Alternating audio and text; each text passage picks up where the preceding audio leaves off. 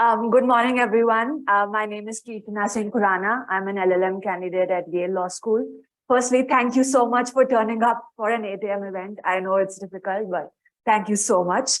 Now, I would like to begin my presentation with a very popular quote, and I'm sure all of you must have heard it at some point or the other. Mutual fund investments are subject to market risk. Read all scheme-related documents carefully before investing. Now, we've heard this phrase in radio advertisements, we've heard this phrase in TV advertisements, and they sometimes say it so fast that it's irritating. Now, I spoke it very slowly, but it's 2x or 3x times my pace. Now, ever wondered why they include this sentence after the end of every advertisement? A regulation which was passed by the Securities and Exchange Board of India in 2013.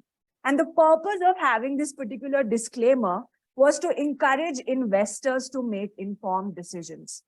Now, let me share a personal anecdote with you. It was about 3 years ago, I made my first salary. And I had, plans to travel to Paris. I wanted to go to Amsterdam. But because I was coming from a middle-class family, my parents, wanted me to save and invest and, start thinking planning schemes and other investment avenues. Now, while I am fortunate enough, or I don't know if it's not fortunate, but I have a background in law and finance. And when I've, started thinking about stock markets or investments in mutual funds, search on, good stocks and companies and sort of weigh my, options.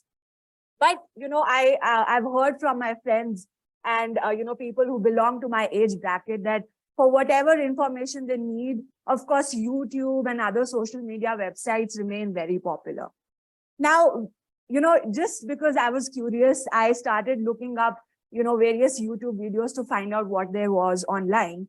And I was surprised to find out that there were such, interesting videos having such catchy thumbnails. And let me just quickly show you some examples. So here we can see there's one video that says that ye chemical share apne sector mein number 1 hai, kharide aur bhool jaye, which let me translate, which means that if you buy this particular stock in the chemical sector, you can forget about it. And there's another interesting thumbnail that I found which said earn rupees 8.51 crores from just rupees 500.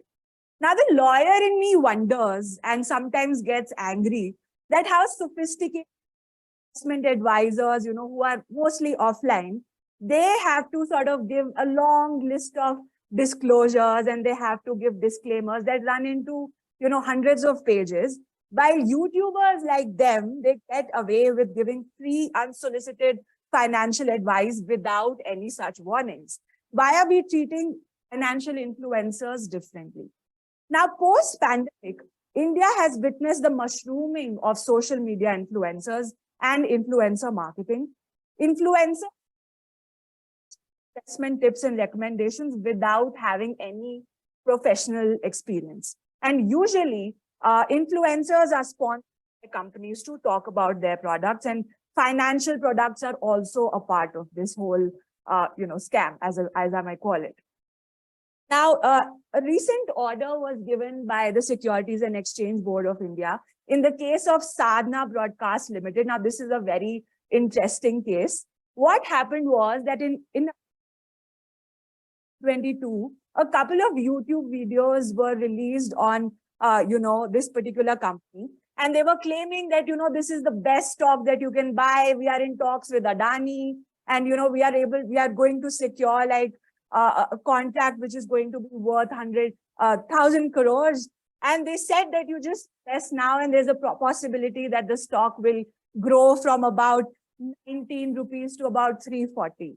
And, when once SEBI got to know about this, they sort of conducted, a study, and they found out that when these videos were released, we could see that there was a sharp rise in the stock price. So the stock was about, I think, 10 rupees. And suddenly after the videos were released, it was increased to $33, right? Now, these YouTube channels on which these videos were released had lakhs of subscribers. And they, these videos have had viewerships of, about 1 crore.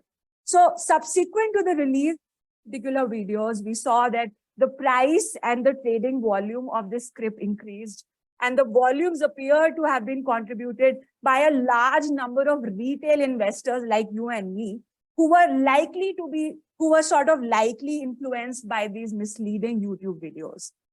Now, SEBI found perpetrators guilty of stock market manipulation, and as a result, they were asked to pay hefty fine. The companies and all the persons involved were also barred from, trading in stock markets. So although this particular matter is sub judice, we get a sense of how retail investors can, get sort of fooled by these YouTube videos. Now, moving on, let's discuss why Finfluencers gain so much popularity. Now, there are a couple of reasons. Number one, they give free advice. Of course, who doesn't like free advice? Because if we go to offline or we go to registered investment advisors, they would charge you a lot of money, when they give out their advice to you. The second reason is that most of these videos are very easy to understand. And I'm sure that, all of us are not very comfortable with legal or financial jargon. Let me give you a couple of examples like small cap shares, mid cap shares. I read an interesting, phrase yesterday, which was dead cat bounce. Does anyone know what that means? No. So these influencers make, these technical terms easy, and therefore it's easier to understand what they're saying about, technical financial 7 concepts. minutes. Okay. And thirdly, they use regional. They have videos in Punjabi, Marathi, Urdu, all these regional languages. And that's why they have a wider reach. And finally is the trust factor. Now, when we start following an influencer, of course, we sort of get associated with what they're saying, and we start trusting them more. And that's the reason why we tend to follow their advice more than perhaps any other person we know. Now, let's quickly discuss the arguments against regulation, why it's, not a good idea to regulate, or what could be the possible impediments. Number one, it's that, a lot of influencers say that it's against the freedom of speech and expression and trade and profession, which is guaranteed to us by our Indian constitution. So let us be, whatever we are saying, it sort of is free, it's unsolicited, it's based on our own research, and it otherwise meets the terms of the website. So why do you have a problem? Now, they raise is that it's promoting financial literacy. We are just spreading education. We are here to do good. We are not sort of here to manipulate the market. So let us be. And finally, the main problem against sort of regulating these financial influencers is who would bear the burden? How do we monitor the content that is being posted online? Would it be SEBI? Would it be the Advertising Standards Council of India? Or would it be the individual websites? Right? Now, moving on to why they should be regulated, and that's perhaps the side that I take. Now, the first thing is that videos that they upload are often misleading. But there was an interesting study conducted by the Advertising Standards Council, where it found that about 92% of the misleading cryptocurrency advertisements were from influencers, and we can of course have a similar number for the other kind of investments.